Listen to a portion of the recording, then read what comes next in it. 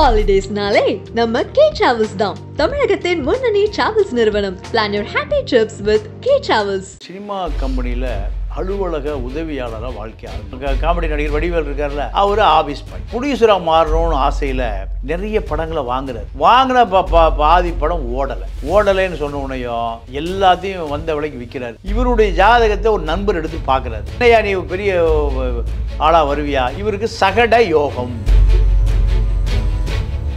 அதே போல் ஈழத்தமிழர் பிரச்சனையிலையும் ரொம்ப ஆர்வமான நபர். இனிமேல் நீ ப்ரொடியூசராக இருந்து அந்த கதையெல்லாம் போதும், இனிமேல் நீ ஹீரோவாக மாறு. ராஜிகரா என்ன பண்ணுறாரு, நம்மளே ஒரு ஹீரோவாக பண்ணிடுவோம். இளையராஜாட்ட போய் ஐடியா கேட்குறாரு. உன் மூஞ்சி கண்ணாடி பார்க்குறியாயா, நீயே ஒரு ஹீரோன்னு வந்துட்டு போயா. சகட யோகம் அடிக்குது. 25 லட்சத்தை கையில் எடுத்து கொடுத்துட்டாரு. 75 லட்சத்தை படத்தை முடிச்சாரு. ஷெட்யூல் என்னன்னு சொல்லி நான் படத்தை மீதி கொடுத்துட்றேன். ஒரு 2 நிமிஷம் உலகம் தலைகளாக சுற்றுதுன்னு சொல்கிறாரு. அப்போ அந்த படத்தில் கஸ்தூரி ராஜாவை டைரக்டராக போடுறாரு. கஸ்தூரி ராஜாவுக்கு டைரக்ட் பண்ண தெரியும், ராஜகிரண் தான் டைரக்ட் பண்ணுறாரு. அந்த படத்தை முழுசாக தனுஷுடைய அப்பா கஸ்தூரி ராஜா பேரை கடைசி வரைக்கும் பயன்படுத்திட்டு அவர் தான் டைரக்ட் பண்ண மாதிரி இன்னைக்கு வரைக்கும் சொல்கிறாங்க. அந்த படத்துக்கு அவருக்கு சம்மந்தமே இல்லை தான். ஏவிஎம்லேருந்து ஆள் அனுப்புகிறாங்க. யாரை வர சொல்லி? ராஜகிரண். எங்களுக்கு ஒரு படம் பண்ணி சத்யஜோதி மூவிஸ், அடுத்து கேபிபி பாலு, அதே போல் நம்ம கலைப்புலி தானு வருஷ கட்டி நிற்கிறாங்க. அப்போ ரஜினிக்கு சம்பளம் 60 லட்சம் ரூபா, ராஜகிரனுக்கு சம்பளம் 80 லட்சம் ரூபா போட்டு அடித்து தூக்கி எங்கே போயிட்டாரு? சகட்டையோ.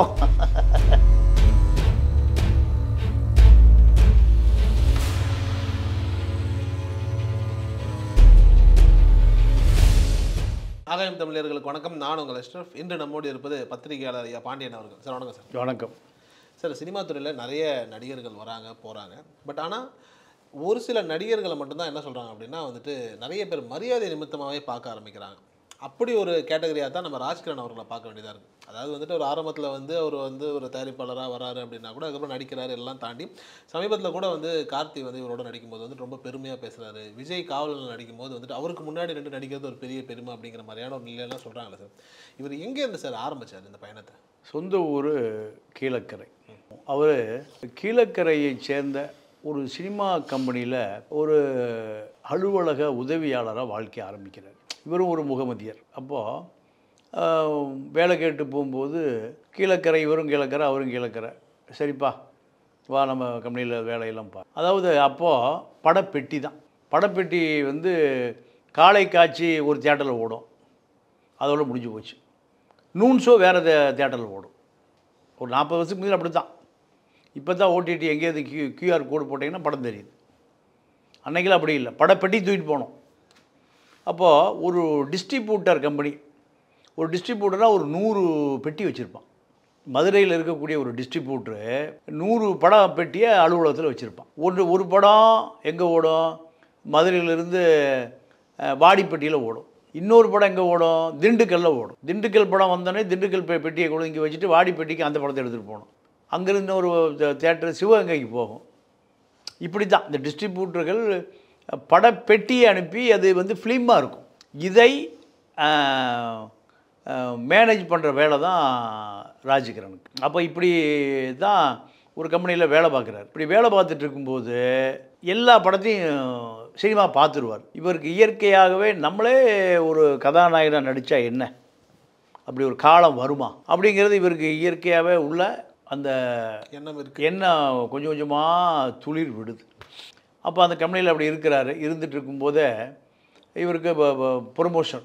என்ன ப்ரொமோஷன்னா, அந்த வேலையை வேறு பார்க்க சொல்லிவிட்டு இவர் கலெக்ஷன் வசூல் பண்ணுற வேலை, பணம் வசூல் பண்ணுற வேலை. அப்போ எவனா அது இப்போ காசை வாங்கிட்டு என்ன பண்ணுவான், டிக்கெட் கொடுக்காமே ஆளை அனுப்பிடுவான். அப்படி ஒரு எல்லா சினிமா தேட்டரில் என்ன பண்ணுவானுங்க, அப்படி ஒரு 25-50 டிக்கெட் அனுப்பிச்சிடுவானுங்க. இது யாருக்கு லாஸு? படம் பொட்டி கொடுக்குற முதலாளிக்கு லாஸு.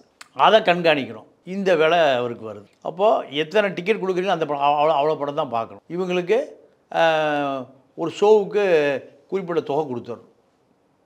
இதுதான் இவருடைய வேலை. அப்போ முதல்ல படப்பெட்டி கொடுக்குற வேலையிலேருந்து என்ன வேலைக்கு வர்றாரு? கலெக்ஷன் ஏஜெண்டாக மாறுறாரு.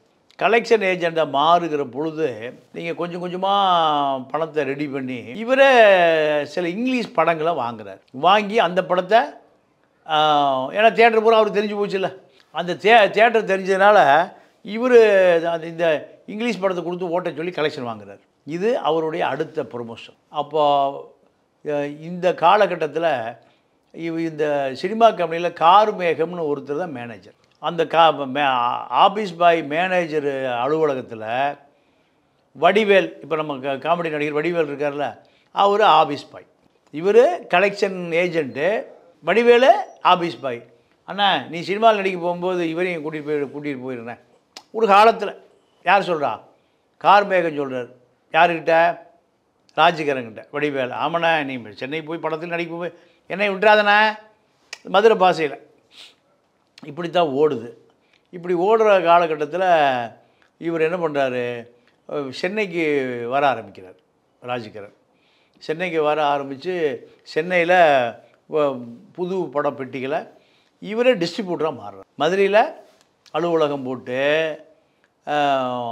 சொந்த சினிமா கம்பெனி ஒரு 10 படத்தை வாங்கி வச்சுருக்கார். 10 படத்தை தியேட்டரில் போட்டு ஓட்டுறது அந்த கலெக்ஷன். அப்போது அடுத்த கட்டம் நகர்வு வந்துருச்சு. வந்த பிறகு இவர் சென்னை மதுரையிலேருந்து சென்னை வாழ்க்கைக்கு மாறிடுறார். அப்படி சென்னை வாழ்க்கைக்கு மாறும்போது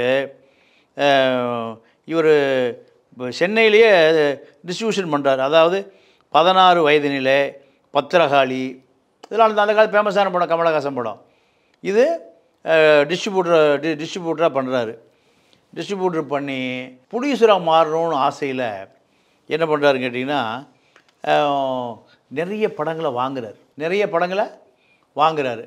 வாங்கின பாதி படம் ஓடலைன்னு சொன்ன உடனேயும் எல்லா பொட்டியுமே வந்த விலைக்கு விற்கிறார். நமக்கு இனி இது லாய்க்கப்படாது, நம்ம இந்த டிஸ்ட்ரிபியூட்டர் தொழில் நம்ம இனிமேல் நிரந்தரமாக பண்ண வேண்டாம், நம்ம சென்னையில் செட்டில் ஆகிடலாம். எல்லாத்தையும் வந்த விலைக்கு விற்கிறார். விற்றுட்டு இருக்கிற கடனை அடைச்சிட்டு சென்னையில் சொந்த படம் எடுக்கலாம், பணமே இல்லாமல் சொந்த படம் எடுக்கலான்னு சென்னைக்கு வந்துடுறாரு. வரும்போதே இந்த அலுவலக உதவியாளர் இருக்கார்ல, யார்? வடிவேல், அவரையும் கூட்டிகிட்டு கிளம்பிடுறாரு. கிளம்பி சென்னை வந்து இவரால் ஒன்றும் பணங்கணம் பெரட்ட முடியலையும் எல்லாம் போய் லாஸ் ஆகி தெருவுக்கு வந்துடுறார். இப்போ முஸ்லீம்களை வந்து யாரும் ஜாதகம் பார்க்க மாட்டாங்க.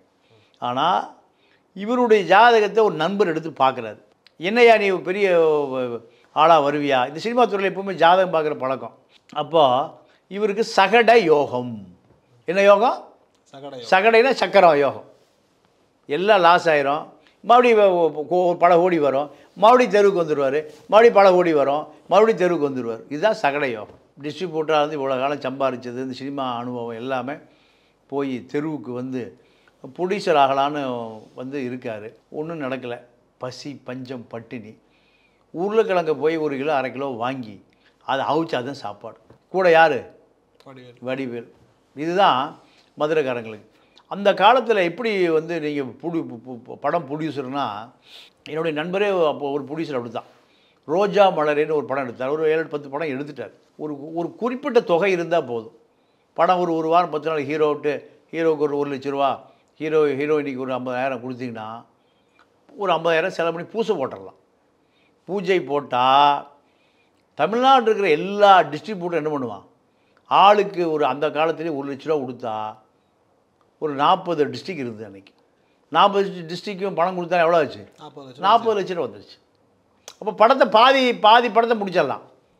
அப்போ அவனே டிஸ்ட்ரிபியூட்டரை வந்து ரேட்டை ஃபிக்ஸ் பண்ணிடுவான். எனக்கு கோயம்புத்தூர் 5 லட்ச ரூபா, இந்தா 1 லட்ச ரூபா அட்வான்ஸு, பெட்டியை கொடுத்தா 4 லட்ச ரூபா கொடுத்துட்றேன். படம் எடுத்து நடந்துட்டு இருக்கும்போது அப்பா இன்னொரு 50,000 கொடு. 40 டிஸ்ட்ரிபியூட்டர் 50,000 கொடுத்தான்னா எவ்வளோ வருது? 20 லட்சம் வந்துடுது. அப்போ முக்கால் படம் முடிஞ்சிருது.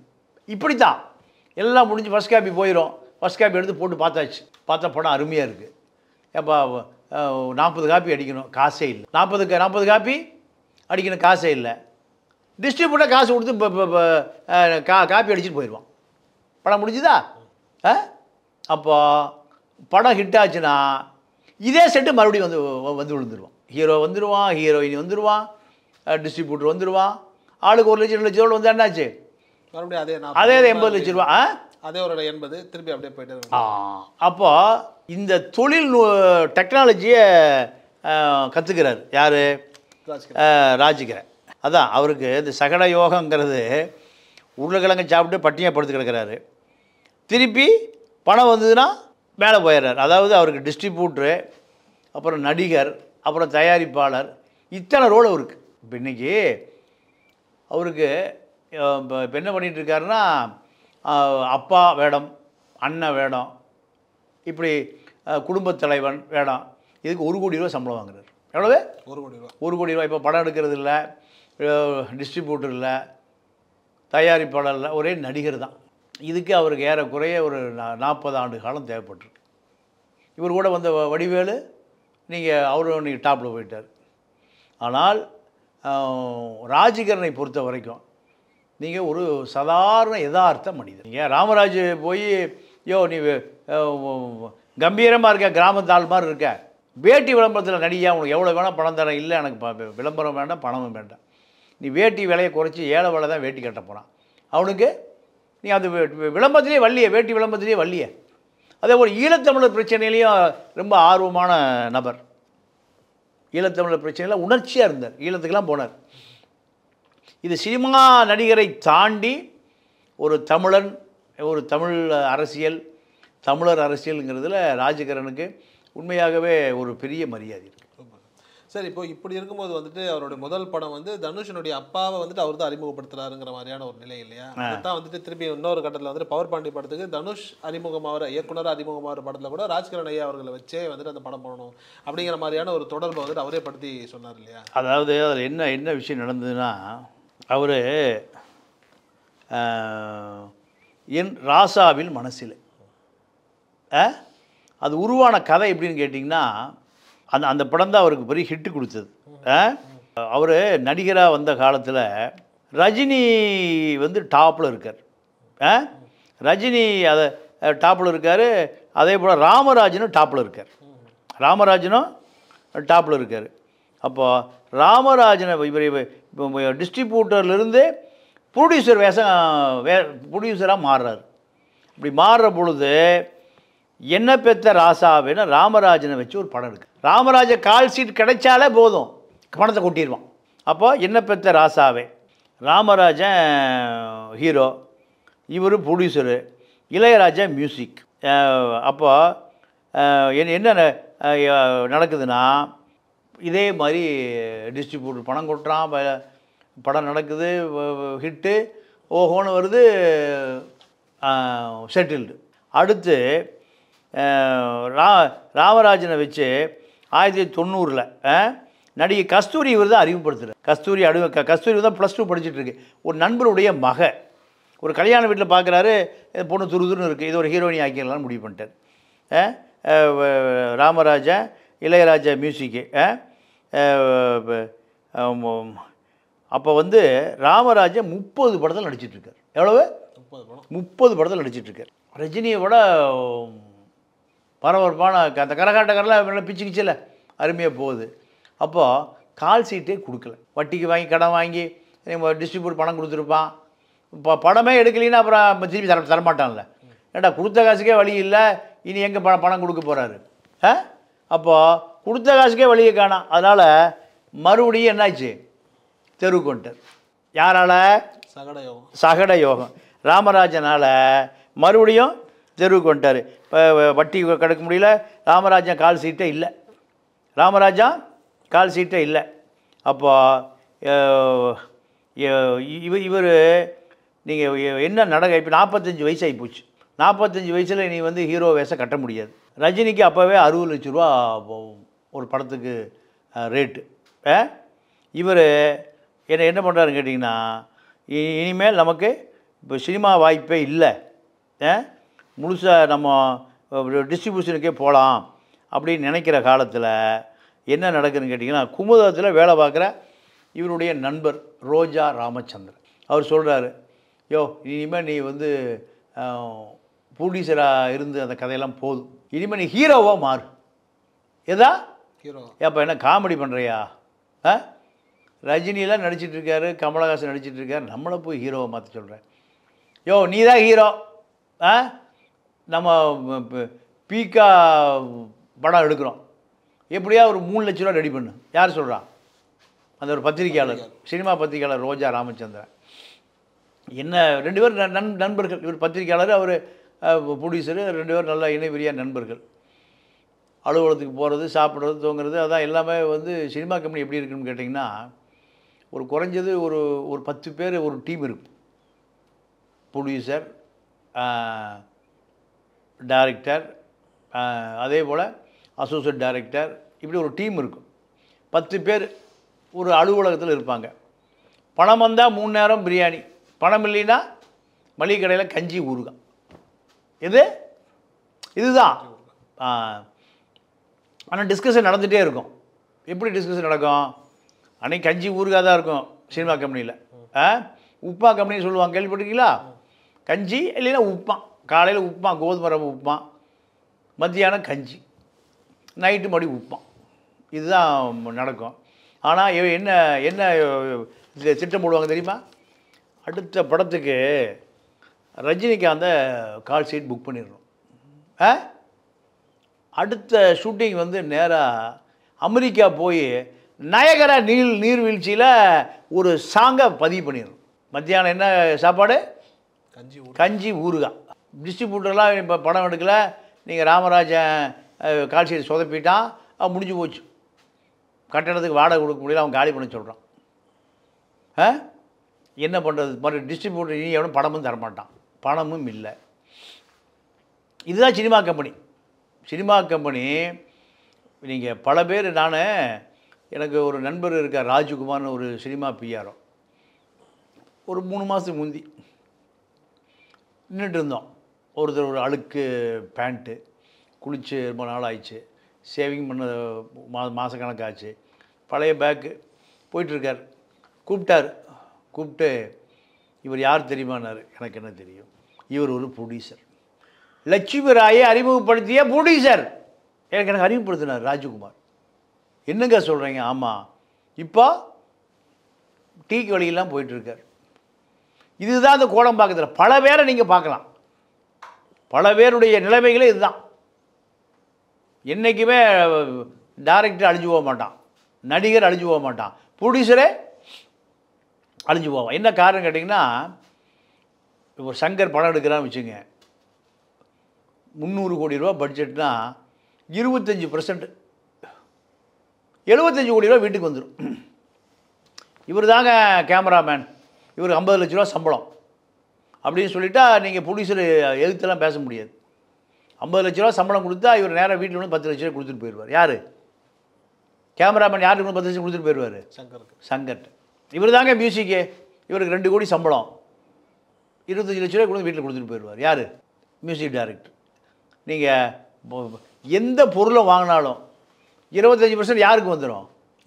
இயக்குனருக்கு வந்துடும். ப்ரொடியூசர் அதை வச்சு ஒரு படம் எடுக்கலாம். இந்த சினிமாவில் இப்போ நீங்கள் அட்லி ஹிந்தி படம் எடுக்க போனார்ல, அங்கே அடித்து விரட்டி விட்டானு. ஏன்?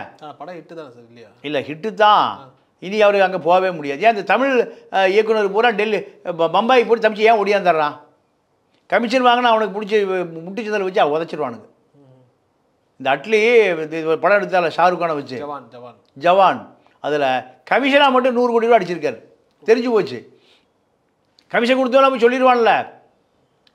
தமிழ்நாட்டில் நிறைய கம்பெனி மூடிட்டானுங்க. ஏவிஎம் மூடியாச்சு, வாசன் மூடிட்டார், குஞ்சு போன என்ன ஆனார்னு தெரியல. பல ப்ரொடியூசர்லாம் என்ன ஆனானுங்க? ஓடியே போயிட்டானுங்க. ஏன்னா 200 கோடி ரூபா பட்ஜெட்னா 300 கோடி ஆக்குறது. 300 கோடி ஆக்கி 25%, 75 கோடி ரூபா, 100 கோடி ரூபா நீங்கள் டைரக்டர் அடிச்சிடுவான். யாரும் கேட்க முடியாது. யாரும் ப்ரொடியூசர் தெருவுக்கு வந்துடுவான். எல்லாமே நீங்கள் வந்து ஸ்பென்சர் ரேட்டு தான். நீங்கள் அவனே ப்ரொடக்ஷன் மேனேஜர் வச்சுக்குவான், ப்ரொடக்ஷன் மேனேஜரே வச்சுக்குவான். நீங்கள் சிவகுமார் குடும்பத்துக்கும் அமீருக்கு என்ன சண்டை? பருத்தி வீரம் படம் எவ்வளோ, ஃபஸ்ட் காப்பி எவ்வளோ எடுப்பேன் என் பையனை ஹீரோவாக்கு? ஃபஸ்ட் காப்பி எவ்வளோ கொடுப்பேன்னா, நீங்கள் அமீர் 3 மாதமாக திட்டம் போட்டு பட்ஜெட் போட்டு 2 கோடி ரூபா கொடுக்குறாரு.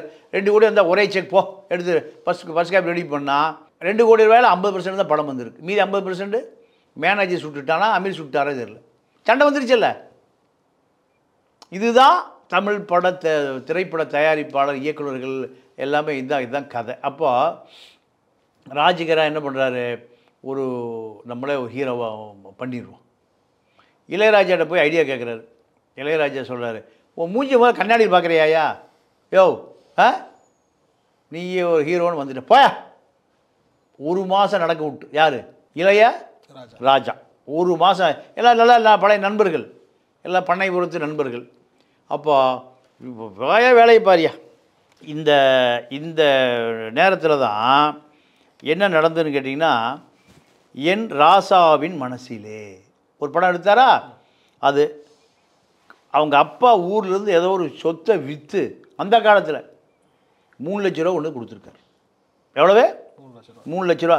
கீழக்கரையிலேருந்து பஸ் ஏறி மஞ்சப்பையில் ஒன்று கொடுத்துருக்காரு.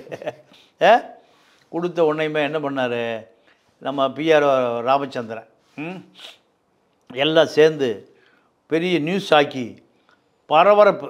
என் ராஜாவில் மனசிலே போட்டு திண்டுக்கல் பக்கத்தில் ஒரு கிராமத்தில் போய் ஷூட்டிங் போட்டு ஒரு 20% படம். அதாவது அந்த படம்லாம், அந்த காலத்து படம்லாம் 16 ரீல் 17 ரீல் வரும். ஒரு 2 ரீல் 16 ரீல்லாம் 8 ரீல் முடிஞ்ச பிறகு இன்டர்வல் விட்ருவான்ல. நீங்கள் டூரிங் டாக்ஸிலாம் நீங்கள் 16 இருந்துன்னா 4 பார்ட்டாக இருக்கும். உட்காந்தோடனே ஒரு கொஞ்சம் கட் ஆகும், அப்புறம் மறுபடி ஓடும், அப்புறம் மறுபடி கட் ஆகும், அப்புறம் தான் இன்டர்வல், அப்புறம் இன்டர்வல் முடிஞ்ச பிறகு 2 பார்ட் ஓடும். பார்த்துருக்கேன் டூரிங் டாக்ஸில்? இல்லை சார், நான் பார்த்துருக்கேன். ஒரு படம் 4 தடவை ஓடும். டவுனில் 2 தடவை தான் ஓடும், இன்டர்வல் ஓடுவான். அதே போல் அப்போ ஒரு பார்ட் எடுத்து கொண்டு வந்து காமிச்சிருக்காங்க. இளையராஜா பார்க்குறக்கு அலையிறாரு. அலைஞ்சா இளையராஜா, யோ சொன்ன நீ கேட்க மாட்டியா, இல்லைண்ணா நான் படமே எடுத்துகிட்டு வந்துட்டேன், ஒரு பாருண்ணா, உன் படத்தை பார்க்குற எனக்கு ஒரு வேலை இல்லையா எனக்கு, நீ ஒரு படம் எடுத்த, உன் மூஞ்சி நீ ஒரு ஹீரோ, பாயா அண்ணா வந்து பாருண்ணே. அப்போது ரெகுலராக போய் அலையிறாரு. பாலி கூட இருக்கார். பாலி சொல்கிறாரு, யோ அவன் ஏதோ எடுத்துருக்கங்கிறான் அந்த பாய், என்னென்னு தான் போய் பார்ப்போமையா, வாயா. யார்? வாலி. சரி ஓட்டியா பார்ப்போம். வாலி, இளையராஜா எல்லாம் அந்த படத்தை பார்க்குறாங்க. பார்த்த பிறகு இளையராஜா ஒன்றுமே சொல்லலையா. யோ என் வீட்டுக்கு வாயா, காலையில் 7 மணிக்கு வீட்டுக்கு வந்துடு, உங்களை பேசணும், அவ்வளோதான். எத்தனை மணிக்கு? 7 மணிக்கு வீட்டுக்கு வந்துடு அப்படின்னு. என்ன ஆமாங்கிறாரா, இல்லைங்கிறாரா, மியூசிக் போடுறங்கிறாரா, இல்லை அதோடு ஓடி போயிருங்கிறாரா, வீட்டில் போய் ஏதாவது திட்ட போகிறாரா, இதை கொளுத்தீருன்னு சொல்ல போகிறாரா? யாருக்கு? அன்றைக்கி நைட்டு பூரா ராஜகிரனுக்கு தூக்கமே இல்லை, முடிச்சுட்டே இருக்காரா. வீட்டில் எல்லாம் மொட்டை மாடியில் போய் மானத்தை பார்த்து உட்காந்துருக்கேன். ஏன்னா 3 லட்சம் அவங்க அப்பா தான் இடத்த விற்று கொண்டு வந்து கொடுத்துருக்காரு. நீ 3 லட்சம் இல்லை ஊருக்கும் போக முடியாது. அந்த காலத்தில் 3 லட்சத்துக்கு பெரிய காசு இல்லை. அப்போ விடிஞ்சதே தெரியல. கிழிச்சிட்டு வெள்ளை வேட்டி வெள்ளை சட்டையை போட்டுட்டு நேராக போனார் 7 மணிக்கு. அவர் பூஜை ரூமில் இருந்தார். சரி, நல்ல சகுனம். இவர் பார்க்க போகும்போது அவர் எங்கே இருக்கார்? பூஜை ரூமில். சகட யோகம் அடிக்குது. அடித்தோடனையும் வாயா காப்பி சாப்பிடு. காப்பி சாப்பிட்டாச்சு. சாப்பிட்டோடனே சொன்னாராம், எவ்வளோயா செலவாச்சு, எவ்வளோயா செலவாச்சுன்னு. இவர் பதுங்கி அண்ணா ஒரு 25 ரூபா செலவாச்சுன்னாலும் 25 ரூபா கொடுத்தானே படத்தை முடிச்சிடலாம். இவர் அந்த ஐடியாவில் செலவானது நீங்கள் கொண்டு வந்து 3 லட்சம் கடன் கப்பி பாக்கி இருக்கிறது ஒரு 10 லட்சம். அதனால் மொத்தமாக 25ன்னு சொன்னோன்னையும் இந்தா 25 ரூபா வச்சுக்கோ. யார் கொடுக்குறா? இளையராஜா. இந்த 25 லட்ச ரூபா வச்சுக்க, முடிச்சு 10 மீதி நீ இப்போ எவ்வளோ செலவு வருங்கிற அந்த படத்தை முடித்து எனக்கே கொடுத்துரு. பாவுலர் கிரியேஷன்ஸில் அதை நான் ரிலீஸ் பண்ணுறேன், உனக்கு எவ்வளோ லாபம் வேணும்? யார்?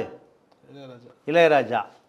நைட்டு பூரா தூங்கலை, காலையில் சாப்பிடலை, நீங்கள் உட்காந்து அல்லா என்ன காப்பாற்றுன்னு தொழுது. இங்கே வந்தால் அவர் பூச ரூமு.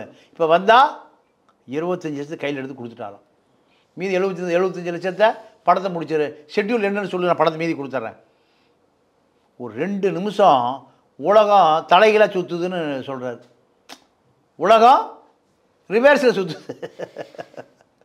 அப்போ அந்த படத்தில் கஸ்தூரி ராஜாவை டைரக்டராக போடுறார். நீங்கள் சொன்ன கதை இருக்குல்ல, கஸ்தூரி ராஜாவை டைரக்டராக போடுறாரு. கஸ்தூரி ராஜாவுக்கு டைரக்ட் பண்ண தெரியல. கஸ்தூரி ராஜாவுக்கு டைரக்ட் பண்ண தெரியல. அப்போ அந்த அந்த அந்த அந்த படத்தில் ஒரு அசோசியேட் டைரக்டர் இருக்கார்.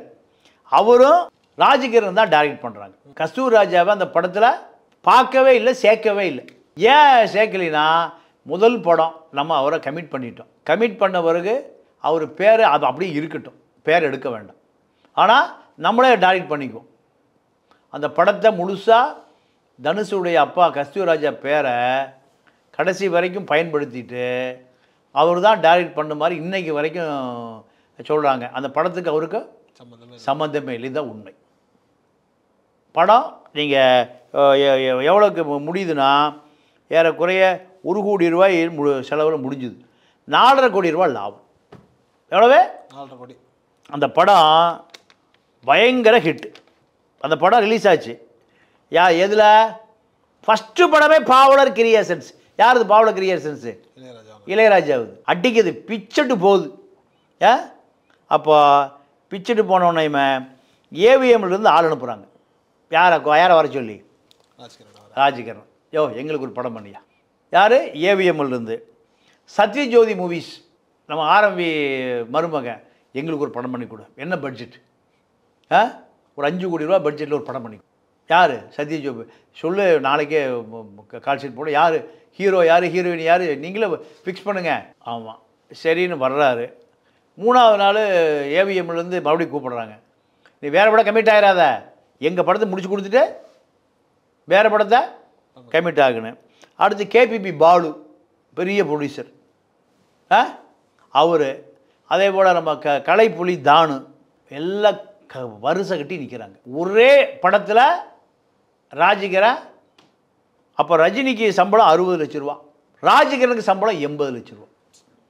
ஏவிஎம்லேயே சொல்கிறாங்க, ஏப்பா ரஜினிக்கு நாங்கள் 60 ரூபா கொடுக்குறோம், நீ 80 ரூபா வாங்கிக்க, தயவுசெய்து எங்களுக்கு ஒரு படம் பண்ணி கொடு. யார் சொல்கிறா?